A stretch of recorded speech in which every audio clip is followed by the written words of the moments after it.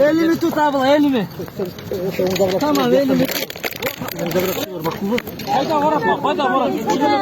Geçersin, ben de geçtim buradan. Evet, böyle. Fatih, beni çağırma. Beni tartma beni. Beni kırma, çekin. Gidersin abla. Vereceğim. Sol elle. Tamam. Gel. Arkadaşlar herkes gelin. Kim olduğunu gelin. Gelin. İyi be abi. Genç işlemez. Ama. Al arkadaşlar. Özümü tutma. Bak bak. Hiç değil mi? Allah!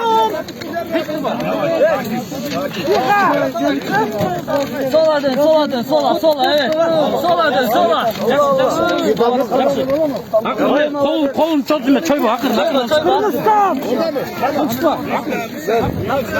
Tiha. Hoppa. Bu taraf ver. Bismillah.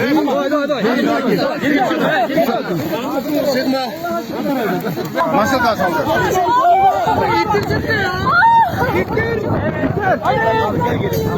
Gel. Abi boyunluk. Çök.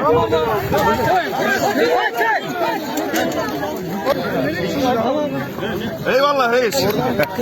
Eyvallah arkadaşlar. Malatya. Allah razı olsun. Kırgızistan.